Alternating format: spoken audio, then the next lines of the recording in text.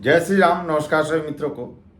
दोस्तों, इस वीडियो में मैं आप सभी को बताने जा रहा हूं कि आपकी कुंडली में अगर राहु खराब हो तो उसके क्या लक्षण सामने हो तो आप समझ सकते हैं कि राहु का आपको नेगेटिव फल मिल रहा है। यानी कि खराब राहु के लक्षण क्या होते हैं और उसका चमत्कारिक और बिल्कुल सटीक उपाय क्या होता है जिससे आप राहु को ठीक कर सकें और राहु से संबंधित जितनी भी नेगेटिव चीज़ें हैं उससे आप बच सकें और एक अच्छा फल या अपने कुंडली को या अपने लाइफ को बहुत बेहतर बना सकें। तो क्या एक खराब राहु की स्थिति होती है वो समझते हैं। सबसे पहले दोस्तों, जब आपकी कुंडली में राहु की स्थिति खराब हो, आगे वो भी बताऊंगा कहाँ राहु आपके खराब होते हैं कुंडली के अनुसार। पहले खराब राहु के लक्षण देख लेते हैं। अगर आपके राहु कुंडली में अच्छी स्थिति में नहीं हो या अगर आप कुंडली देखना ना भी जानते हो तो इन सिम्टम्स के द्वारा आप जान सकते हैं कि आपके राहु अच्छे हैं या बुरे हैं। तो अगर राहु खराब है तो क्या होता है? व्यक्ति गलत फैसला लेता है, गलत चीज़ों में इन्वॉल्व होता है, सही ढंग से कोई भी फैसला नहीं ले पाता या उसके लिए गए फैसले को दूसरे बहुत अच्छा नहीं कर सकते। उसे जो सम्मान की चाहत होती है वह व्यक्ति उस सम्मान को नहीं पा सकता या दूसरे के नज़रों में उच्च ऊंचाई तक नहीं पहुंच सकता जितनी उसकी चाहत होती है या जितनी उसकी एबिलिटी या काबिलियत होती है जीवन में उतना वो हासिल नहीं कर पाता। भ्रम की स्थिति रहती है, भ्रमित रहता है व्यक्ति।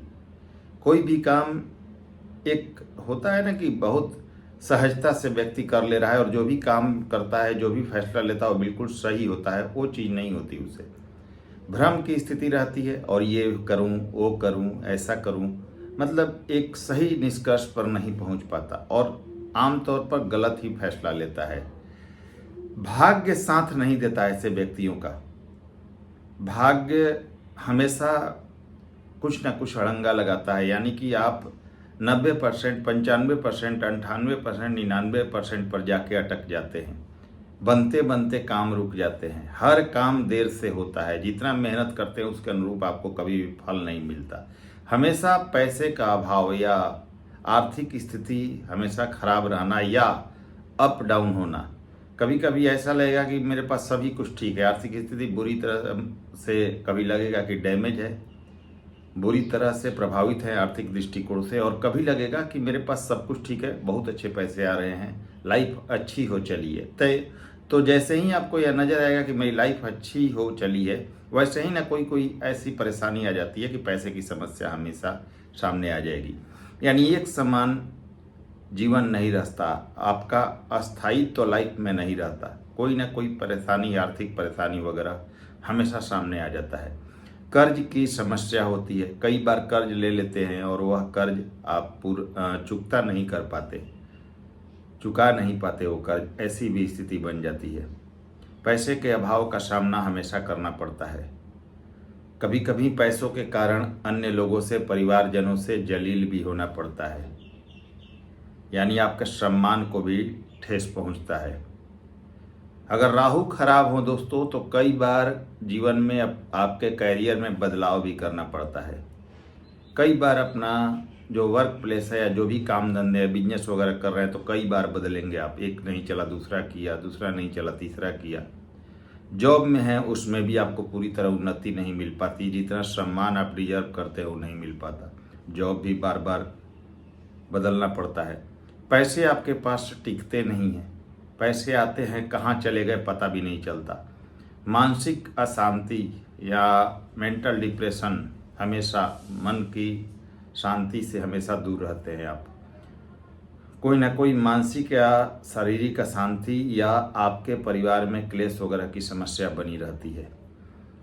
जिसके राहु खराब होते हैं दोस्तों, वो लोगों से कट कर रहता है, थोड़ा दूर रहने का प्रयास करता है, अकेला रहता है। और अगर मित्र मंडली भी हो तो आपकी कोई हेल्प करने वाला बहुत अच्छा बंदा नहीं मिल सकता आपको। वो भी गलत रास्ते पर ही या आपके फायदा उठाने वाले लोग ही होंगे। आप दूसरों के लिए अच्छा करेंगे परंतु वह व्यक्ति आपके लिए समय पड़ने पर कभी साथ नहीं देगा। ये स्थिति होती है खराब राहु की। अंधेरे में कभी कभी रहना पसंद करते हैं आप, दिन के बजाय रात को ज़्यादा आप कंफर्टेबल महसूस करते हैं। इसके अलावा किसी भी प्रकार का नशा भी करने का आदी हो जाता है। जिसके राहु खराब हैं वह व्यक्ति किसी भी प्रकार का नशा या एडिक्शन भी लग जाता है। गुस्सा तथा प्रतिशोध की भावना भी आ जाती है। काम पूरे नहीं होते, आपके अनुसार जिंदगी नहीं चलती। तो धर्म में आस्था नहीं होती ऐसे लोगों की। ज़्यादातर जो धर्म से विमुख हो जाते हैं, जिनके राहु खराब होते हैं, और यह आपकी सबसे बड़ी डिमेरिट होती है। रात को अच्छे से नींद नहीं आती है, डिप्रेशन में रहते हैं। स्वाभाविक बात है, रात को अच्छे से सोएंगे नहीं तो दिन भर आपका कार्य जो होगा वो प्रभावित होगा। तो वो स्थिति आपके साथ होती है। अति कामुकता आप में देखी गई है जिसके राहु खराब हो। स्त्रियों के प्रति या स्त्रियां पुरुषों के प्रति ज़्यादा आसक्त होती है। शॉर्टकट से पैसा कमाना चाहते हैं जिनके राहु खराब हो, और उसमें हमेशा घाटे में रहते हैं। शेयर बाजार वगैरह में पैसा लगाया आपने और वो पैसे डूब गए। कभी आप 5 लाख कमा लिया आपने तो कभी 20 लाख आपका चला भी गया। धर्म में आस्था नहीं रखते, ये बहुत ज़्यादा दिक्कत है आपके लिए। अशुभ राहु आपका पाप कर्म कराता है, गलत कर्म कराता है। शेयर बाजार या जो भी अचानक मिलने वाले लाभ हैं उनमें आप पैसा लगाते हैं, वहाँ भी आपको हानि होती है। तो ये सारी परेशानियां राहु के कारण देखी गई है। साथ में घर में अशांति हो, सही समय पर किसी का विवाह बंधन वगैरह ना हो रहा हो, बहुत मेहनत कर रहे हैं उसका कोई फल नहीं मिल रहा हो, ये सब चीज़ें राहु से संबंधित है दोस्तों। अगर ऐसे सिम्टम्स हैं तो आप समझ लीजिए कि आपके राहु कुंडली में खराब है और आपको तत्काल इसका उपाय करना चाहिए, नहीं तो जीवन भर संघर्ष और भाग्यहीनता के शिकार बने रहेंगे और आर्थिक परेशानी आपकी कभी भी खत्म नहीं होगी जब तक आप उपाय नहीं करेंगे। कुंडली की बात करें थोड़ा सा, तो कुंडली में अगर राहु आपके नीच के राशि में हो तो भी दिक्कत होगी। नीच के कहाँ होते हैं राहु? तो धनु राशि में। राहु का राशि स्वामी भी अगर मान लीजिए राहु जहाँ बैठा हो उसका राशि स्वामी भी नीच का हो, भले ही राहु नीच का ना हो लेकिन उसका राशि स्वामी भी नीच का हो या नेगेटिव भाव में बैठा हो, तब भी आपको दिक्कत होगी। क्योंकि राहु का अपना कोई फल नहीं होता, वो अपने राशि स्वामी का फल देते हैं। अगर उनके राशि स्वामी अच्छी स्थिति में है तभी राहु का आपको अच्छा फल मिलेगा। चौथे भाव में अगर राहु बैठा हो तो घर में अशांति, परिवार में अशांति तथा सुख साधन में कमी, जीवन में कैरियर में उतार चढ़ाव और संघर्ष तथा माता संबंधी परेशानी एवं कष्ट देता है। कैरियर में भी उतार चढ़ाव रहता है। 5वें में हो अगर राहु तो शिक्षा वगैरह के क्षेत्र में आपको परेशानी होगी। शिक्षा वगैरह के क्षेत्र में इसलिए कि जब पढ़ाई और लिखाई वाला समय चल रहा है, आपका एजुकेशन वाला समय चल रहा है, तो आप सही ढंग से कंसंट्रेट नहीं कर पाते, कई बार बाधाओं का सामना करना पड़ता है। संतान संबंधी दिक्कतें होंगी। संतान है तो संतान से आपको मतभेद वगैरह का सामना करना पड़ेगा। या 5वें में राहु हो तो संतान होने में देरी या मिसकैरेज वगैरह की समस्या यहाँ पर बनी रहती है। बुद्धि विवेक को आपको राहु प्रभावित करता है, गलत चीज़ों में इन्वॉल्व कराता है, शॉर्टकट से पैसा कमाना चाहता है 5वें में अगर हो तो, और लॉस बहुत बड़ा कर लेता है, गलत फैसले भी करता है। क्योंकि 5वें में होंगे तो आपके फर्स्ट हाउस पर दृष्टि जाएगी, तो गलत फैसला भी कीजिए, आप जरूर कीजिएगा, तो उनसे बचना चाहिए, ये सब सावधानी रखिएगा। प्रेम संबंधों में कमी कराता है राहु 5वें में हो तो, बहुत सारे प्रेम संबंध या अनैतिक संबंध दे सकता है, लेकिन उसका आपको हमेशा ही नेगेटिव इम्पैक्ट मिलेगा। धोखा और बदनामी का सामना भी आपको करना पड़ेगा। अगर आपके 8th हाउस में यानी अष्टम भाव और 12वें भाव में राहु हो तो कभी भी अच्छा फल नहीं देगा।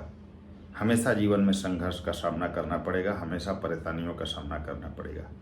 9वें भाव में अगर नीच का राहु हो तो जीवन में संघर्ष और भाग्य में जबरदस्त कमी देखने को मिलेगा। लाइफ टाइम संघर्ष की स्थिति बनी रहती है, पितृदोष का भी निर्माण होता है। सप्तम में हो तो, और सप्तम में अगर राहु और राशि स्वामी किसी नेगेटिव स्थान पर बैठ गया हो, 6ठे 8वें 12वें नीच के राशि में इस स्थिति में बैठ गया हो तो वैवाहिक परेशानी और समस्या देगा।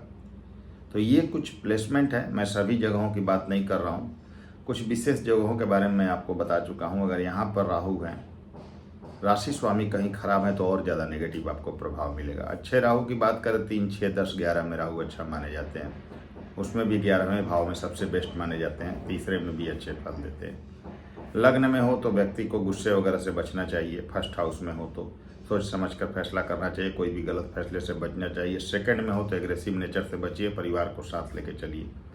तो ऐसे आप राहु का फल देख सकते हैं। लेकिन खराब राहु के जो भी लक्षण बताए गए हैं वो अगर है आपके जीवन में तो आप संभल जाइए, आपके जीवन में संघर्ष खत्म होने का नाम नहीं लेगा। अब अगर ऐसी स्थिति है तो आपको क्या करना चाहिए, कौन सा ऐसा चमत्कारिक उपाय है जिससे आप राहु को बिल्कुल ठीक कर सकते हैं और आपके जीवन में जो भी नेगेटिव अभी तक प्राप्त हुआ है वो सभी चीज़ें पीछे रह जाएंगी और आप जीवन में आगे बढ़ जाएंगे। क्या उपाय है? पहली उपाय की बात करें, उपाय या प्रैक्टिकल चीज़ की बात करें तो सभी प्रकार के गलत आदतों को छोड़ दीजिए। कोई भी गलत आदत या गलत एक्टिविटी या कोई भी नशा या मांस मदिरा का त्याग कीजिए। और घर में के छत पर किसी भी प्रकार का गंदगी या कबाड़ ना होने दे, सबसे पहला उपाय ये है। दूसरा चीज, नशा अगर है आप में कोई भी एडिक्शन तो उसे छोड़ दीजिए, खान पान को शुद्ध कीजिए, ये बहुत जरूरी है, बहुत जरूरी है।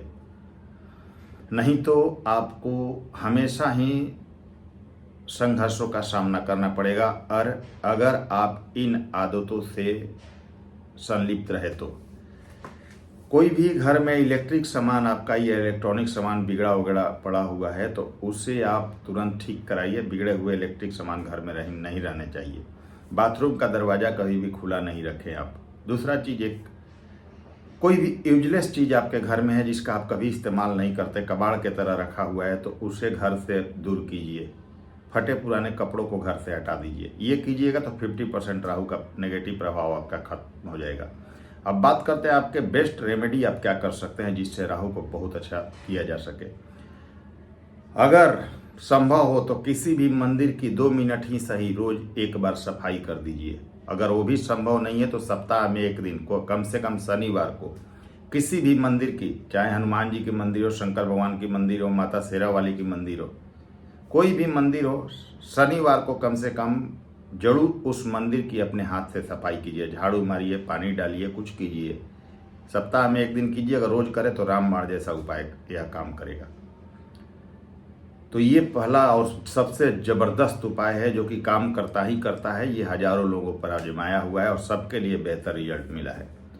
दूसरा उपाय, 2 किलो गाय का दूध लीजिए और 1.25 किलो जो गेहूं का जौ होता है उसे लीजिए और शुक्रवार को उस गाय के दूध में उस जौ को डाल दीजिए। शनिवार को शाम में उस दूध में से उस जौ को निकालिए, लाल कपड़े में बांध लीजिए उसको।